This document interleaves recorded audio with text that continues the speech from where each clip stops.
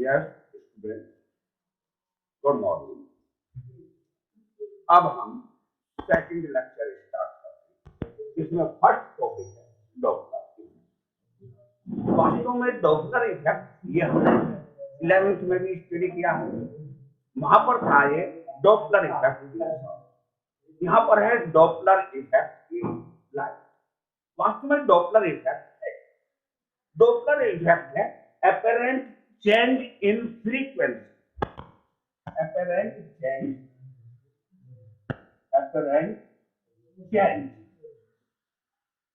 in frequency due to relative motion of source of light and object.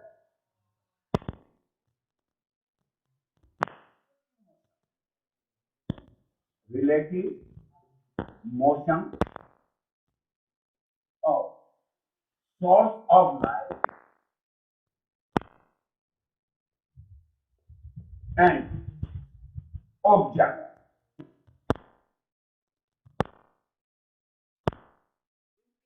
Relative motion के कारण उसको बोलते हैं डॉपलर। जब फ्रीक्वेंसी में अपैरेंट चेंज होता है तो यदि हमारी वेवलेंथ अपैरेंट इंक्रीज होती है तब वो कहलाता है redshift and if the wavelength decreases, apparent decreases, that is called blue. क्या हो गया? दो टाइप हो गया, रेड शिफ्ट और दूसरा हो गया ब्लू शिफ्ट। इसमें apparent increase of wavelength, apparent increase in wavelength और इसमें apparent decrease, apparent decrease in wavelength। ये कहलाता है हमारा ब्लू शिफ्ट और ये है हमारा रेड शिफ्ट। अब आते हैं कोहेरेंट सोर्स। कोहेरेंट सोर्स क्या?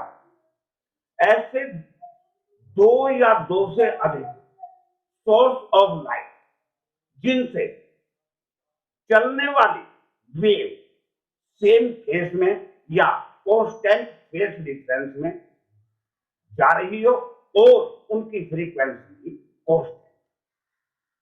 ऐसी वेव, ऐसी two or more than two wave whose phase is constant or phase difference is constant and the frequency are the same are called coherent source, otherwise incoherent. तो coherent और incoherent। तो coherent में phase और phase difference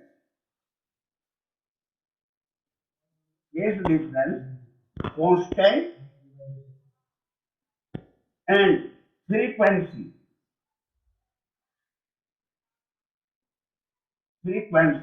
also constant. They are called coherent source, otherwise incoherent. Now interference, देखिएगा, interference wave optics का सबसे important topic. Interference के ऊपर हमारे बोर्ड में भी 100% एक क्वेश्चन आता है, न्यूमेरिकल आ जाओ या फिर थ्योरी 3 मार्क्स, और कंप्यूटेशन में भी इसमें 100% नीट में भी और जी में भी ये न्यूमेरिकल या क्वेश्चन 100%। इसलिए इंटरफेरेंस क्या है? वास्तव में इंटरफेरेंस है the redistribution of wave energy. Interference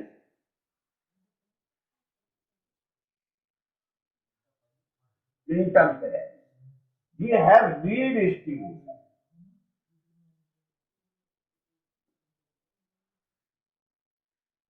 redistribution of wave energy,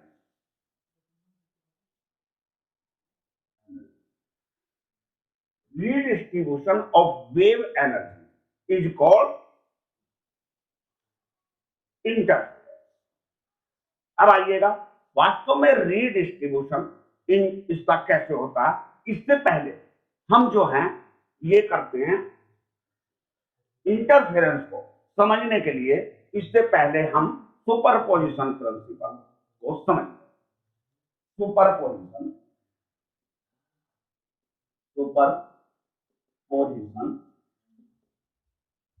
principal. Superposition principle क्या है? जब दो या दो से अधिक वेव एक मीडियम में मूव कर रही है, तो at any instant and at any point the net displacement is the vector sum of the all waves. It means यदि हमारे पास कई वेव है, y1, y2, y3, इस प्रकार जो है ये y एंड वेव एक ही मीडियम में मूव कर एट एनी इंस्टेंट, उनका नेट डिस्प्लेसमेंट, ये नेट डिस्प्लेसमेंट यदि y है तो ये होगा y1 plus y2 plus y3 plus plus plus yn। तो इसको हम ये भी कह सकते हैं कि ये है वेक्टर सम। सीधा सा इसको लर्न रखने के लिए रखिएगा, vector sum of the displacement of all waves, ये हो गया हमारा सुपरपोजिशन। अब आते हैं सुपरपोजिशन प्रिंसिपल के पश्चात हम कंस्ट्रक्टिव एंड डिस्ट्रक्टिव इंटरफेरेंस। वास्तव में कंस्ट्रक्टिव वो होता है जहां पर वेव एक साथ मिल जाती है, मतलब वेव जो है सभी का एक ही डायरेक्शन में जाकर मिलती है, और डिस्ट्रक्टिव वेव होती है जहां अपोजिट डायरेक्शन में मिलती है। कैसे? कंसीडर ये किया कि हमारी एक वेव ये मूव, दूसरी ये हमारी ऐसे मूव, तो एट यहां पर नेट डिस्प्लेसमेंट ये गया और यहां पर ये नेट। देखिएगा, यहां पर यदि इसका ये y1 है और यहां पर इसका ये y है, तो यहां पर ये हो गया इसका y। इसी प्रकार ये कहलाता है कंस्ट्रक्टिव। डिस्ट्रक्टिव क्या है? डिस्ट्रक्टिव के लिए यदि एक वेव हमारी ये जा रही है, दूसरी वेव हमारी ये इस प्रकार चली गई, इस प्रकार चली गई, तो नेट डिस्प्लेसमेंट इसका ये हो गया, ये कहलाता है डिस्ट्रक्टिव इंटरफेरेंस। अब आइएगा, इसको ये जो सुपरपोजिशन प्रिंसिपल है, इससे हम इंटेंसिटी, वेव इंटेंसिटी और उसका नेट एम्पलीट्यूड डिस्प्लेसमेंट देखिएगा। कंसीडर ये किया कि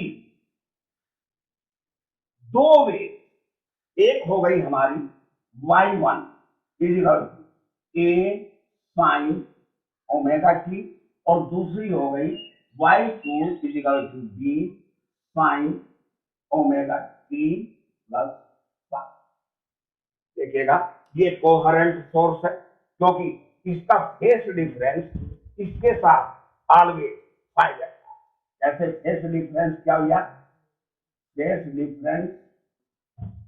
डिफरेंस या omega T plus pi minus omega T equal to pi. तो फेस डिफरेंस कांस्टेंट है और वेव भी साइन फंक्शन। अब आइएगा, जब हम सुपरपोजिशन प्रिंसिपल लगाते हैं तो सुपरपोजिशन प्रिंसिपल क्या है? वेक्टर सम है डिस्प्लेसमेंट का। तो ये हो गया हमारा y equal to y1 plus y2, दोनों की वैल्यू रखिएगा, जो हो गया a sin omega T plus B sine omega T plus one. अब आइएगा यहां पर साइन एक्स प्लस वाई का फॉर्मूला लगा दीजिएगा। क्या होता है साइन एक्स प्लस वाई होता है हमारा sine X cos Y plus cos X sine Y. ये हो गया हमारा साइन एक्स प्लस वाई का। जब हम यहां पर पुट करेंगे तो ये हो गया हमारा y is equal to A sine omega T plus B bracket sine omega T cos I plus cos omega T sine phi. ये फॉर्मूला लगा दिया हमने इसमें। अब इसमें बी के अंदर मल्टीप्लाई करते हैं तो क्या हो गया is equal to A sine omega T plus B sine omega T into cos I plus B sine I into cos omega. अब देखिएगा यहां से इस फंक्शन में इतने में और यहां पर जो है हम ले सकते हैं साइन ओमेगा टी कॉमन। तो ये हो गया हमारा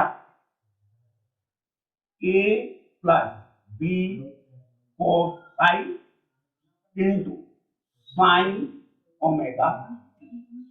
ये हो गया हमारा plus B sine I into cos omega. अब देखिएगा ये कोस फंक्शन है, ये साइन फंक्शन है, इसको हम मान सकते हैं R cos theta. Let A plus B cos I is equal to R cos theta and B sine I is equal to R sine theta.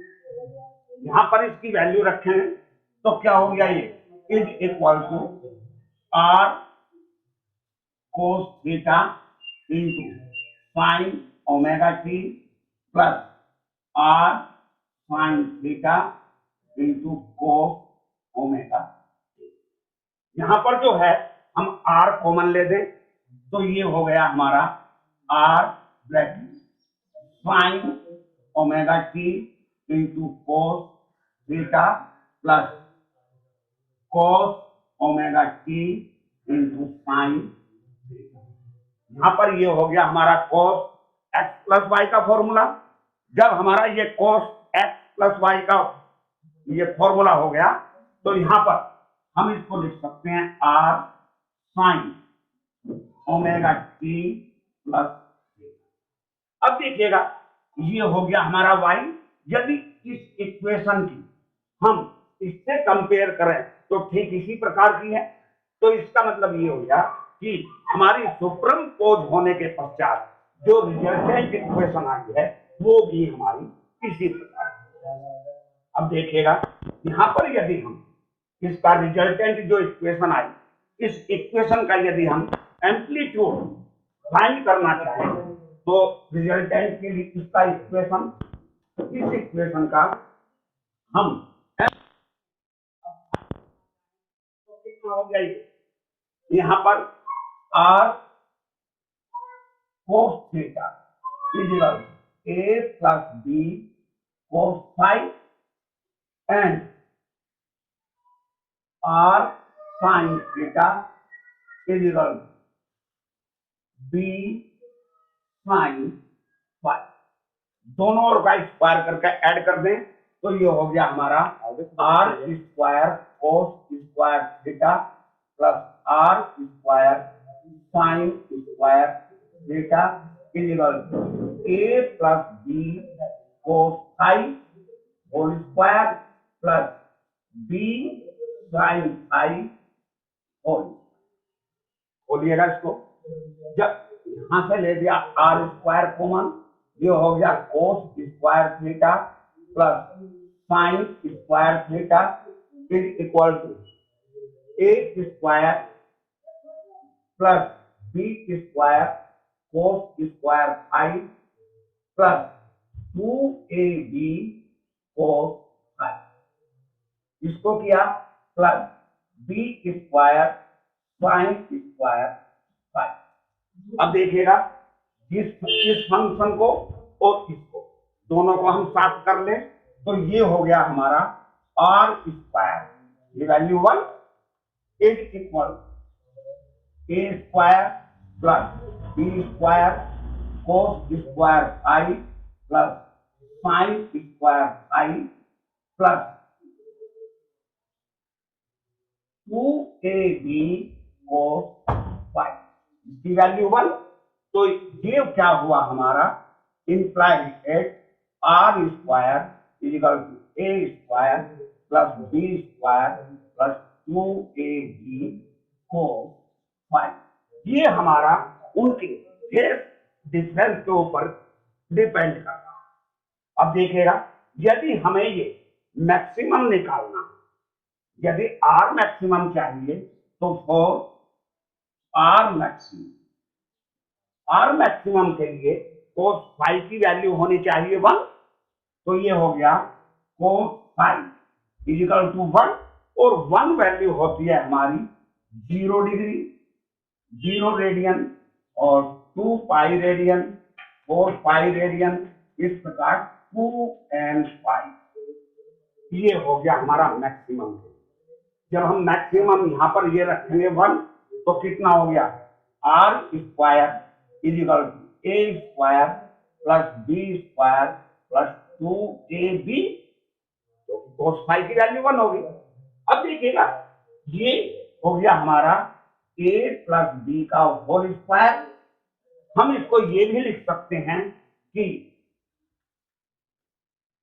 Implied R is equal to A plus B, ये हो गया हमारा maximum,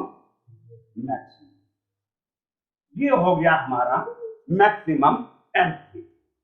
अब आइएगा minimum amplitude के लिए, minimum amplitude के लिए इसकी वैल्यू होनी चाहिए -1 फॉर आर मिनिमम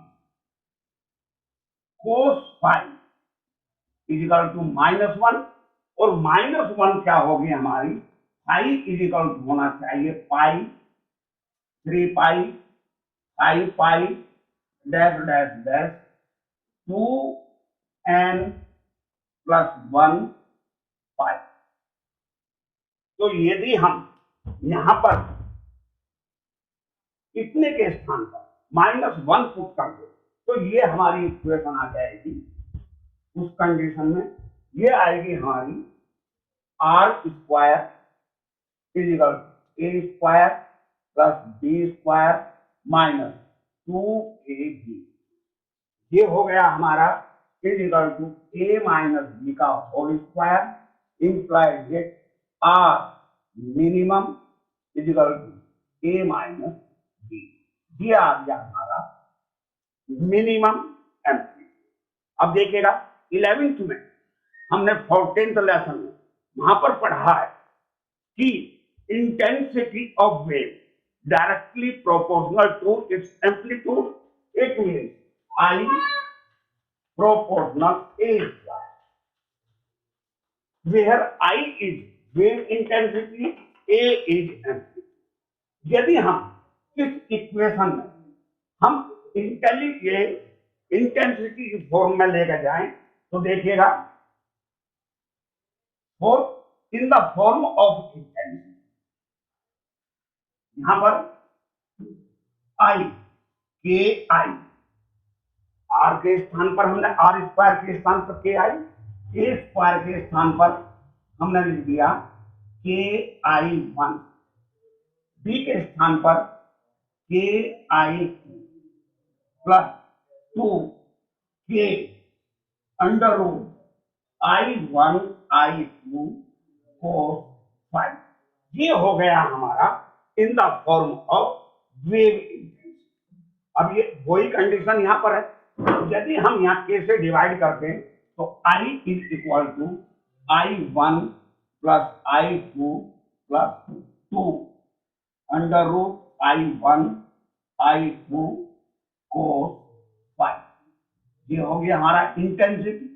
अब आइएगा, यदि ये मैक्सिमम है, वो वही कंडीशन है जो अभी अभी हमारी एम्पलीट्यूड के लिए आ रही थी, तो फॉर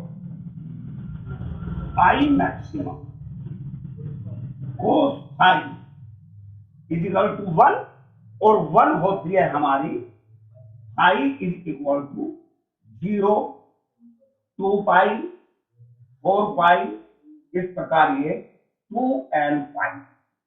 उस कंडीशन में क्या हो गया, ये i is equal to i1 plus i maximum, i2 plus 2 under i1 i2, इसको हम लिख सकते हैं is equal to under i1 plus under i2 का whole square.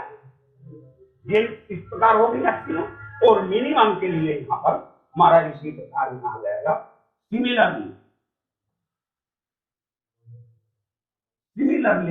I minimum is equal to under i1 minus under i और whole square. उसमें हम यहाँ फाई की वैल्यू, फाई कितना हो जाएगा, फाई इज इक्वल टू हमारा पाई, 3 पाई, 5 पाई, इस प्रकार ये 2n प्लस 1 पाई। ये हो गया हमारा मिनिमम। अब देखिएगा बेटा, ये हो गया हमारा, इसको हम कंस्ट्रक्टिव और डिस्ट्रक्टिव इंटरफेरेंस बोलते हैं।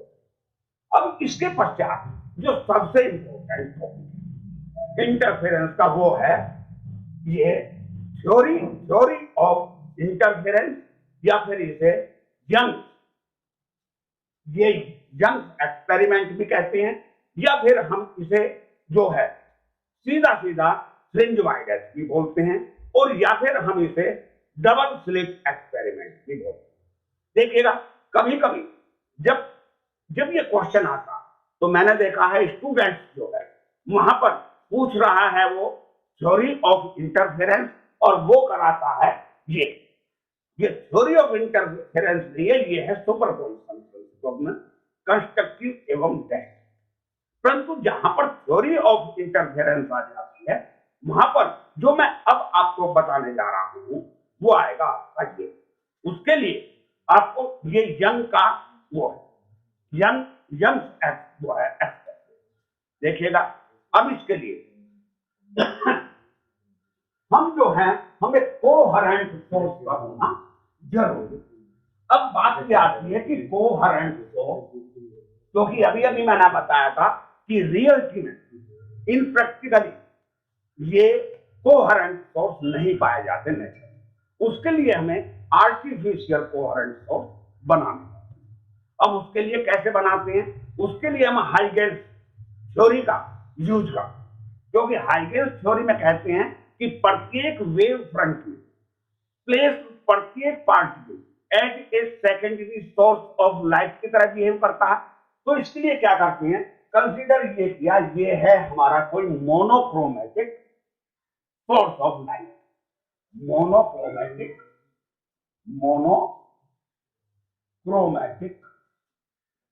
Source of light.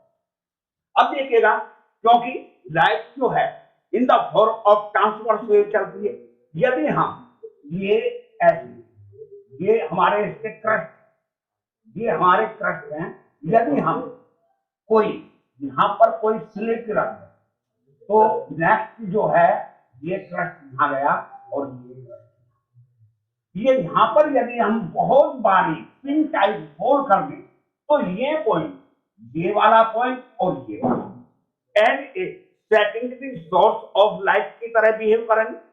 जब ये सेकेंडरी सोर्स ऑफ लाइट की तरह बिहेव करेंगे तो जिनसे निकलने वाली फ्रीक्वेंसी, जिनसे आउट होने वाली फ्रीक्वेंसी सेम रहेगी, फेस भी इनका सेम रहेगा, और उनकी वेवलेंथ भी सेम ही रहेगी। इसलिए ये दोनों as a coherent source of light behave करेंगे। इसके लिए क्या करते हैं, हमने इसके परपेंडिकुलर बाइसेक्टर हमने अपना ये कोई सोर्स वो स्क्रीन रख, देखिएगा इसमें कोई जरूरी नहीं है हम ऊपर ले, हम नीचे भी ले सकते। कंसीडर ये किया कि इन दोनों के बीच की डिस्टेंस ये बहुत छोटी है, स्मॉल डी, और ये स्क्रीन का ये है हमारा मिरर। अब देखिएगा, यदि हम इससे इसके पैरेलल ले दें और दूसरा हमने इससे यूज, देखिएगा ये डिस्टेंस भी हमारी स्मॉल डी होगी। यदि ये डिस्टेंस हमारी कैपिटल डी है तो ये परपेंडिकुलर बाइसेक्टर पर है। ऊपर जो है दोनों फेस से, दोनों सोर्सों से, मान लिया ये सोर्स S1 है और ये सोर्स S2 है, दोनों सोर्सों से चलने वाली लाइट यहां पर सेम फेस में मिलेगी। जब सेम फेस में मिलेगी तो यहां पर नेट इंटेंसिटी बढ़ जाएगी, इट मींस यहां मैक्सिमम ब्राइटनेस। अब आइएगा, यदि हम कोई पॉइंट लेना चाहते हैं, कंसीडर किया ये यहां से जो है एक्स डिस्टेंस है, यहां पर हम ये देखना चाहते हैं कि ये जो है यहां पर हमारा ब्राइट फ्रिंज होगी या फिर डार्क। इसके लिए क्या करते हैं, यहां से चली light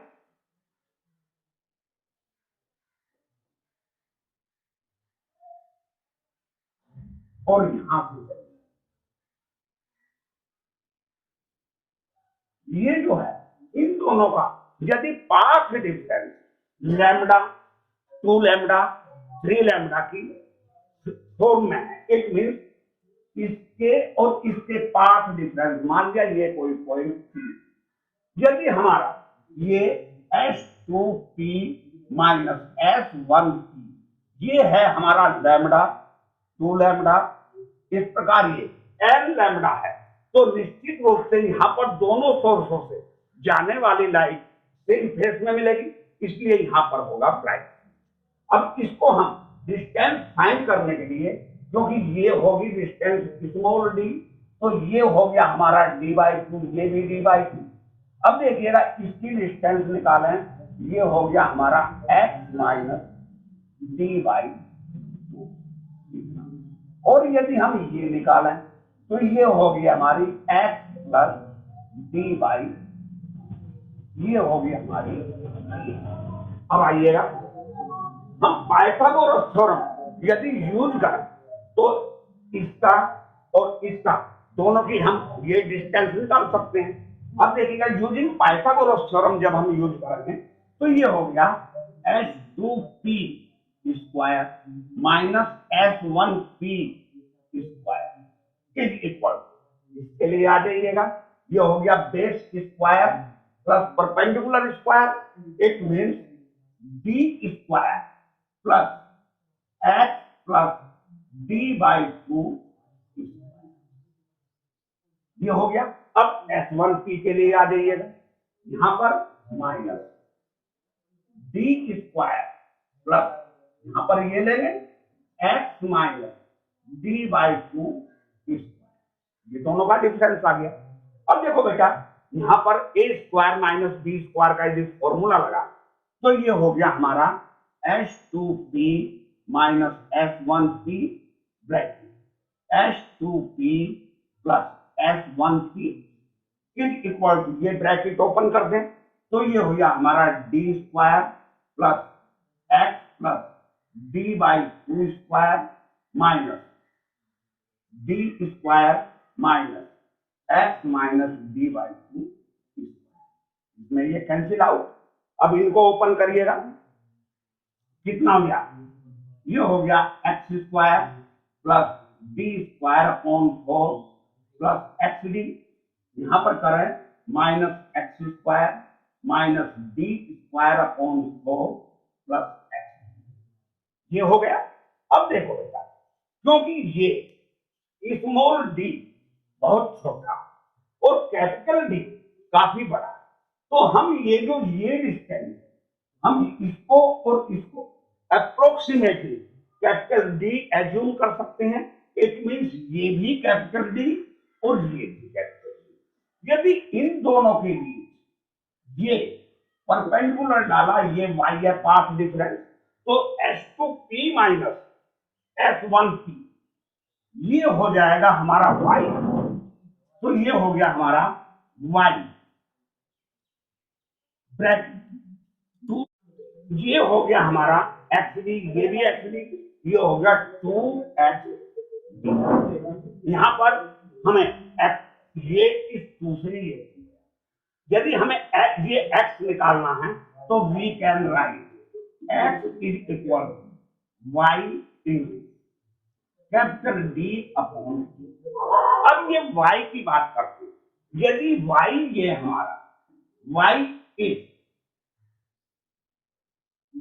is equal to N lambda है, अर्थात इंटीजर मल्टीपल, इट मीन्स ये है हमारा लैम्डा है, 2 लैम्डा 3 लैम्डा, इस प्रकार है ये, तो यहां पर होगी ब्राइट। तब उस कंडीशन में यहां पर फॉर ब्राइट